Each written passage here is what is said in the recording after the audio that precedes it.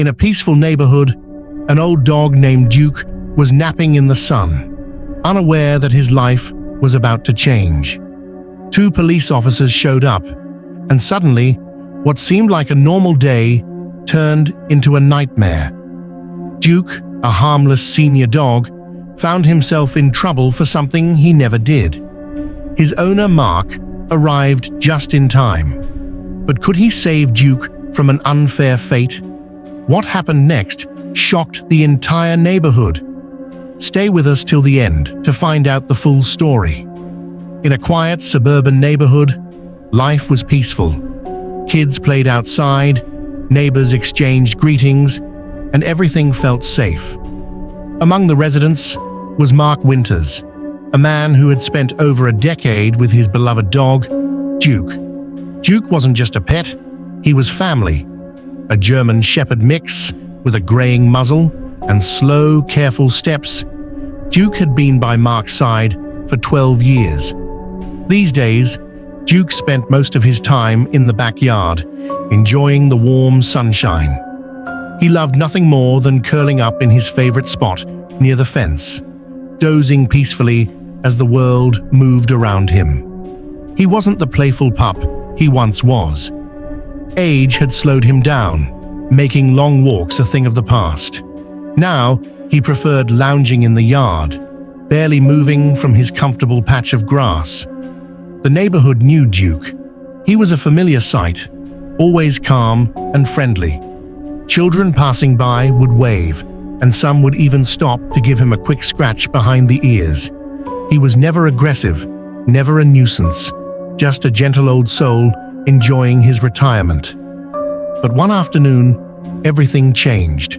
Mark had stepped out to run errands, expecting nothing out of the ordinary. Meanwhile, Duke was in his usual spot, napping under the sun. Suddenly, two police officers arrived in front of Mark's house. They had received a call about a dangerous dog roaming the yards and had come to investigate. Without hesitation, the officers entered the backyard. Duke, startled by their sudden presence and the loud voices, lifted his head in confusion. His tired eyes blinked, struggling to understand why these strangers were in his space. The officers stood tall, one keeping his hand near his belt as if preparing for trouble. A neighbor, Mrs. Flanagan, noticed the commotion from her window.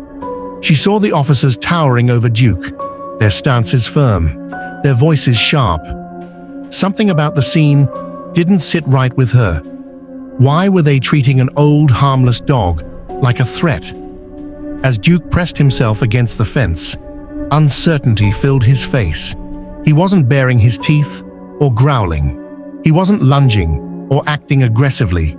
In fact, he was doing the opposite, cowering, confused, and scared. But the officers didn't seem to notice. Word spread quickly.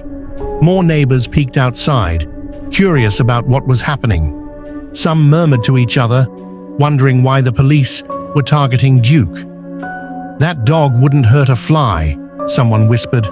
"Why are they cornering him like that?" Then, Mark's car pulled into the driveway. As soon as he stepped out, he saw the officers standing in his yard, looming over Duke. His heart pounded in his chest. Something was wrong. He rushed toward the backyard, his mind racing. Duke was pressed against the fence, his body trembling. The officers stood over him, still talking in firm voices. Mark's protective instincts kicked in. He could see the fear in Duke's eyes, the uncertainty in his stiffened posture. "Hey, what's going on here?" Mark demanded, his voice firm but controlled. He wasn't about to let this continue. His dog was no threat to anyone, and he needed answers. The officers turned to face him. One of them, tall and broad-shouldered, spoke first. "We received a complaint about a dangerous dog in the area," he said. Mark's eyes narrowed. "Dangerous dog? That's my dog. He's old and barely moves from that spot." The second officer, younger and less certain, glanced at Duke again. "A neighbor called in, saying a large dog was barking aggressively and scaring kids. Mark scoffed, shaking his head. That's not Duke. He's never scared anyone in his life. Behind him, more neighbors gathered, watching intently. Mrs. Flanagan crossed her arms and muttered, "This is ridiculous." The tension in the air was thick. Mark knew he had to act fast. His dog was innocent, but would the officers realize that before it was too late? Mark's heart pounded as he took a step closer to Duke, keeping his voice steady. "You've got the wrong dog," he said firmly, trying to contain his frustration. "Duke is 12 years old. He doesn't even have the energy to chase anyone." The taller officer, still skeptical, kept his hand close to his belt. "Sir, we need to assess the situation. We got a call about an aggressive dog, and your pet was found loose in the yard." Mark clenched his jaw.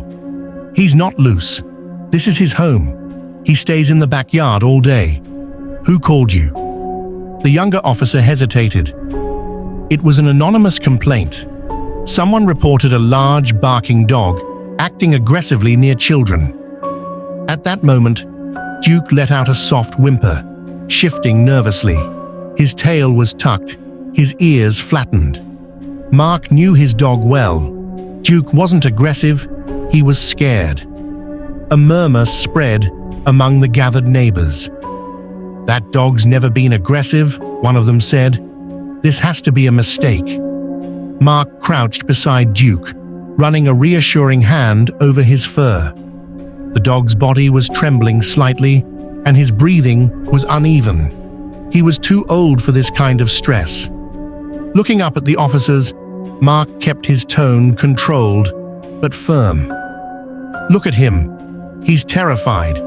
Does this look like a dangerous dog to you?"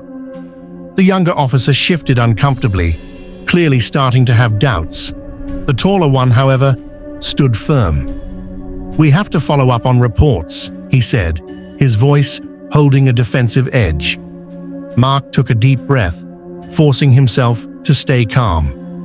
"Fine, I'll get his paperwork. He's vaccinated, licensed, and has never been in trouble. But Duke is staying right here. You don't need to touch him." With that, Mark quickly went inside, grabbed a folder, and returned within seconds.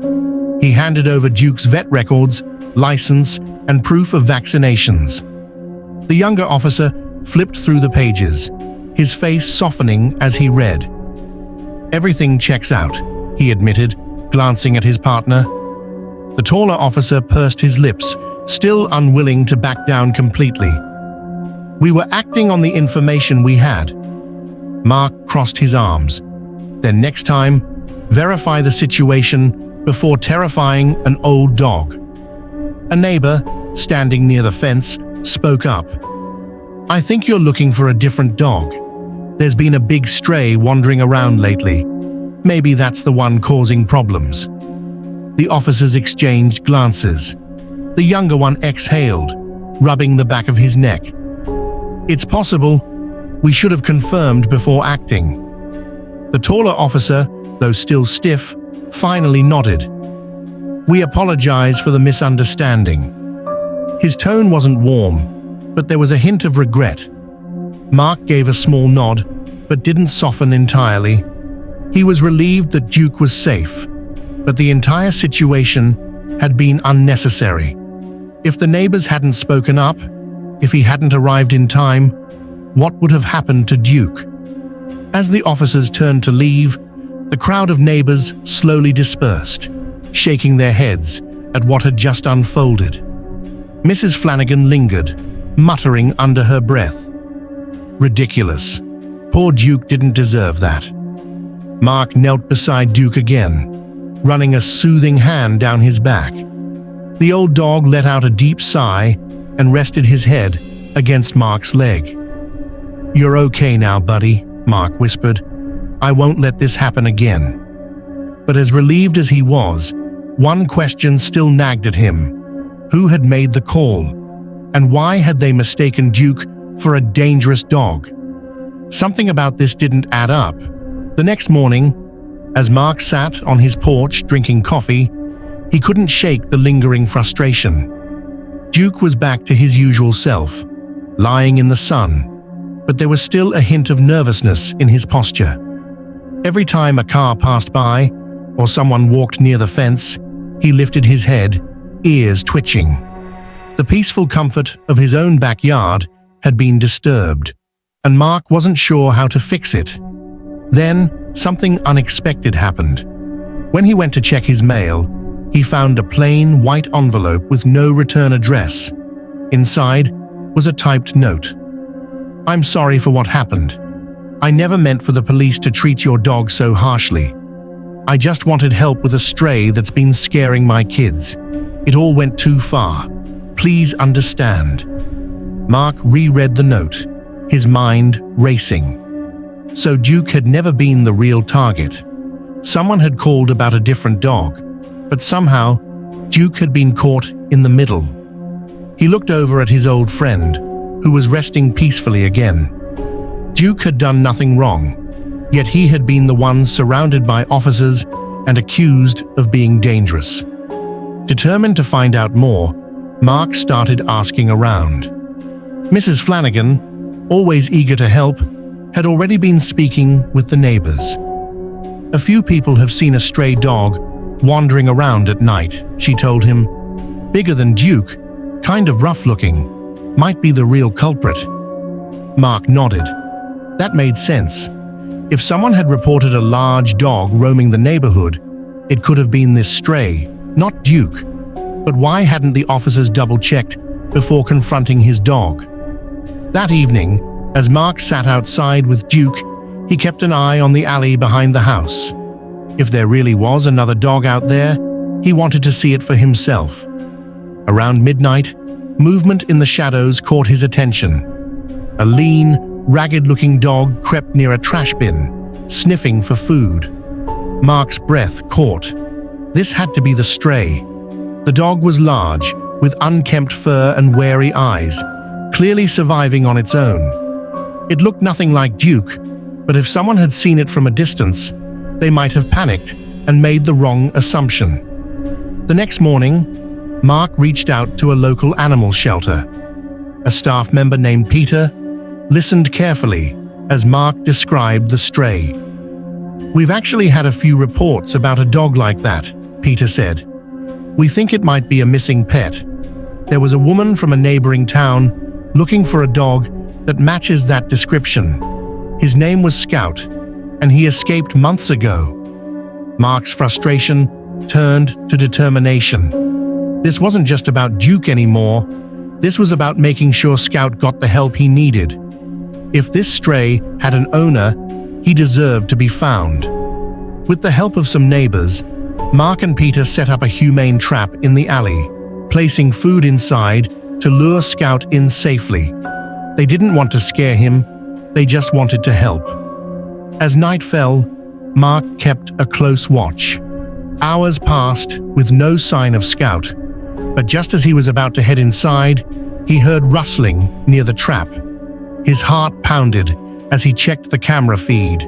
Scout was there, sniffing cautiously at the food. Would he step inside? Would they finally get answers? Mark held his breath, knowing that what happened next could change everything. As Mark watched the camera feed, Scout hesitated at the entrance of the humane trap. The dog's ribs were slightly visible beneath his rough coat, a clear sign that he had been struggling to find food. He sniffed the bait cautiously, taking a step forward, then another.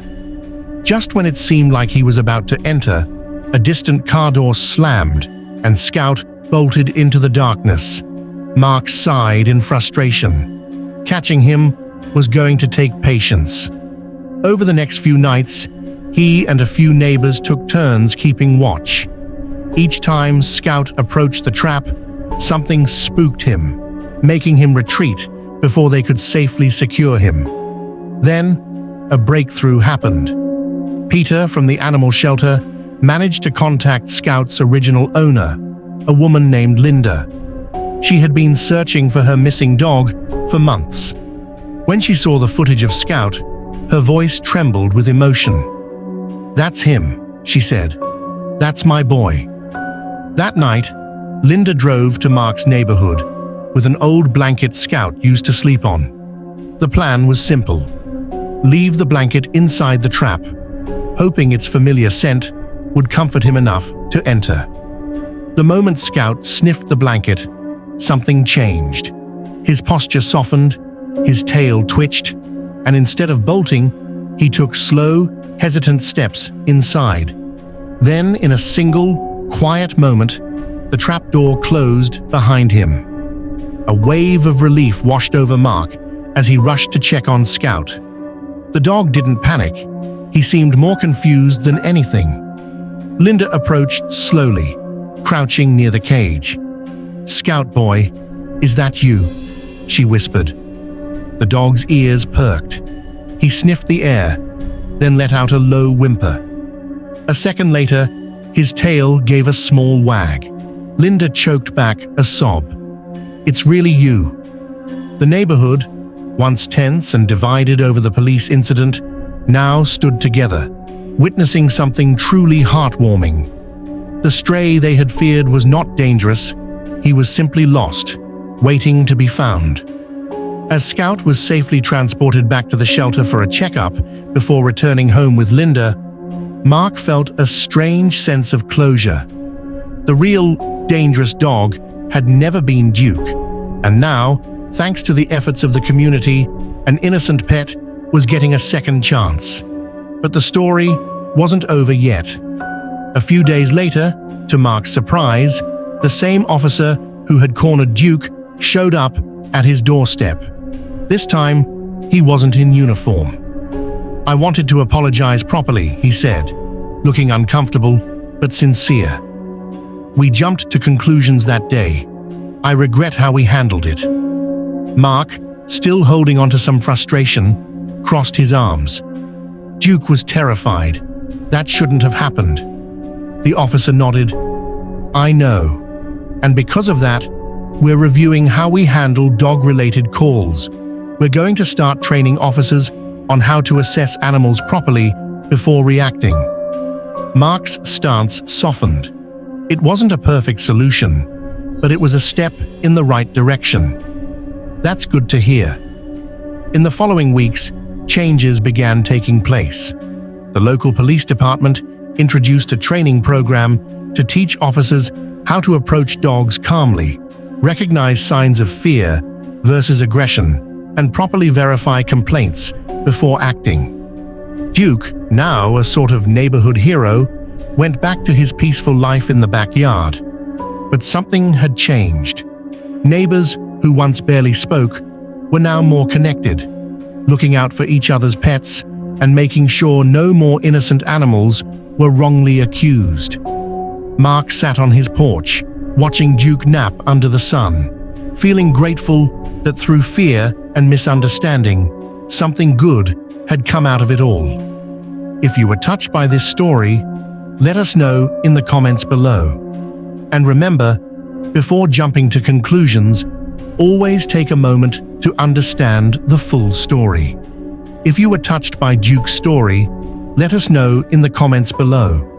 Have you ever seen a situation where fear led to a misunderstanding? Share your thoughts, and don't forget to like and subscribe for more inspiring stories.